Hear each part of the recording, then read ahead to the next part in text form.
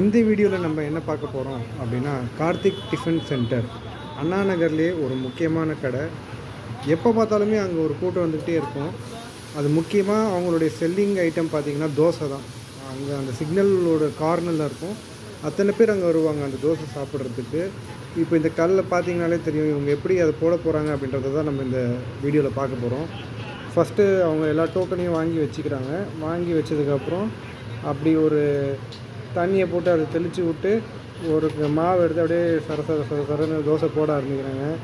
லைனில் அப்படியே ஒரு 6-7 தோசை 8 தோசை வரைக்கும் வரும்னு நினைக்கிறேன்.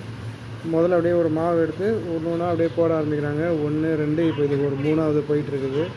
அடுத்து ஒரு 4வது தோசையை அப்படியே வந்து வேறு என்ன அப்படியே தெளிச்சிக்கிட்டு இருக்காங்க. அது என்னதுன்னு சொல்கிறது தெரியல. ஸோ இது வந்து 5வது தோசை போயிட்டுருக்குது. அதுக்கு அடுத்து வந்து பார்த்திங்கன்னா 6வது இப்போ வந்து தேய்க்கிறாங்க. தோசை சுடுறாங்க, தோசை போடுறாங்க, தோசை செய்கிறாங்க. இது என்ன கரெக்டான வார்த்தை என்னன்றதை நீங்கள் வந்து முடிஞ்சால் கமெண்ட்டில் சொல்லுங்கள். ஏன்னா சில பேர் தோசை ஊற்றுறதுன்னுவாங்க, தோசை போடுறதுன்றாங்க, தோசை சுடுறதுன்னு சொல்கிறாங்க. ஸோ அது என்ன ப்ராசஸோ அது பண்ணிக்கிட்டு இருக்காங்க. இது வரைக்கும் மொத்தம் நான் சொன்ன மாதிரி 8 இருக்குது மொத்தம். இப்போ பார்த்திங்கன்னா இந்த பேஸ் வந்து காமனு. இதில் என்ன தோசை போடணும் அப்படின்றத அங்கே பக்கத்தில் இருந்து ஒருத்தர் சொல்லிக்கிட்டே இருப்பார். ஸோ மேக்ஸிமம் இவங்களோட ஹையஸ்ட்டாக பெஸ்ட் செல்லர் பார்த்திங்கன்னா கீ தோசையை விட பட்டர் தோசை தாங்க. பட்டர் தோசை, அதுலேயும் பொடி தோசை இல்லைன்னா பட்டர் பொடி, இதுதான் வந்து அங்கே டாப் செல்லிங்கு. ஸோ இது பார்த்திங்கன்னா எவ்வளோ பட்டர் போட்டிருக்காங்கன்னு நல்லா தெரியும். அது அப்படியே அள்ளி போட்டிருக்காங்க. அதை போட்டு அப்படியே அதை ஃபுல்லாக ஸ்ப்ரெட் பண்ணிக்கிட்டுருக்காங்க. பட்டர் இதில் போட்டாங்க. அப்புறம் அங்கே அதுக்கு முன்னாடி தெளிச்சது பார்த்திங்கன்னா கீயை போட்டு ஏற்கனவே அந்த கீயை வந்து லிக்விடாக ஒரு இதில் வச்சுருக்காங்க. அதை அப்படியே கலக்கலன்னு எடுத்து ஊற்றி விட்றாங்க. பாருங்கள் பொடி எப்படி சும்மா மலைச்சாரல் கூட வரன்னு தூக்கிட்டு இருக்கிறாங்க.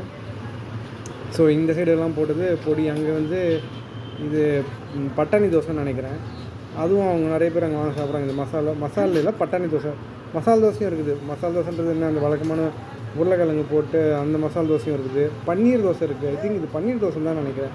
அங்கே ஒருத்தவங்க சொல்லிட்டாங்க, இல்லை இது மசால் கிடையாது, இது ப்ளெயின் அப்படின்னால சரி வேண்டாம் அப்படின்னு சொல்லிட்டு அதை எடுத்து திருப்பி உள்ளே வச்சுட்டாங்க. அதுக்கடுத்து அவ்வளோதான், தோசை டக்குன்னு சுட்டுரும். அதான் ரெடி ஆகிடும். அடுத்து எடுக்க ஆரம்பிச்சிட்டாங்க. 1 2 கோடு போட ஆரம்பிச்சிட்டாங்க. கோடு போட்டு ரோடு போட்டுருவாங்கன்னு நினைக்கிறேன்.